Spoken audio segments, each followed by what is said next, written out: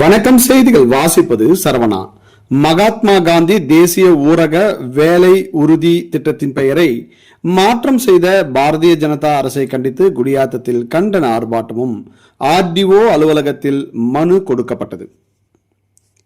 மகாத்மா காந்தி தேசிய ஊரக வேலை உறுதி திட்டத்தின் பெயரை அரசியல் காழ்ப்புணர்ச்சியுடன் பெயர் மாற்றம் செய்த பாரதிய ஜனதா அரசை கண்டித்து அத்திட்டத்தை பெயர் மாற்றம் செய்யாமல் அதன் அடிப்படை அம்சங்கள் மாறாமல் தொடர்ந்து செயல்படுத்த கோரியும் வேலூர் மத்திய காங்கிரஸ் கமிட்டி சார்பில் குடியாத்தம் புதிய பேருந்து நிலையம் எதிரில் கண்டன ஆர்ப்பாட்டமும், அதைத் தொடர்ந்து குடியாத்தம் கோட்டாட்சியர் வாயிலாக பாரத பிரதமர் அவர்களுக்கு மாண்புமிகு தமிழ்நாடு முதலமைச்சர் அவர்களுக்கும் மனு அளிக்கும் நிகழ்வும் நடைபெற்றது.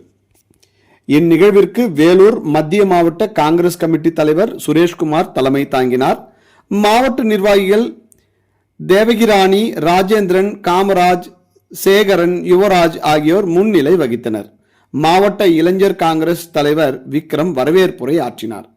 நிகழ்வில் வேலூர் மாவட்ட ஊராட்சி குழு துணைத் தலைவர் கிருஷ்ணவேணி ஜலந்தர், மாவட்ட பொதுச் செயலாளர் பாரத், நவீன்குமார் ஆகியோர் கண்டன உரையாற்றினர். நிகழ்வில் பாஜக அரசை கண்டித்து கண்டன கோஷங்கள் எழுப்பப்பட்டன.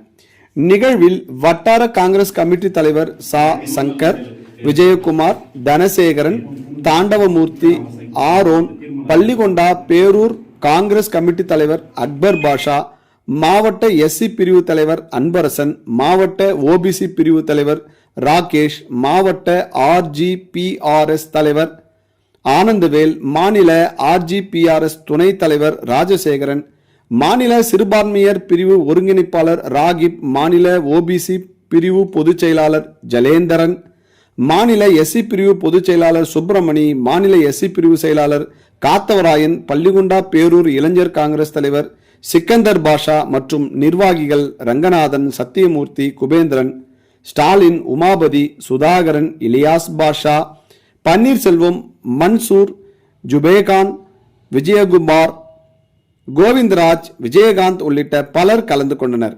முடிவில் குடியாத்தம் மேற்கு வட்டார காங்கிரஸ் கமிட்டி தலைவர் வீராங்கன் நன்றியுரை கூறினார்.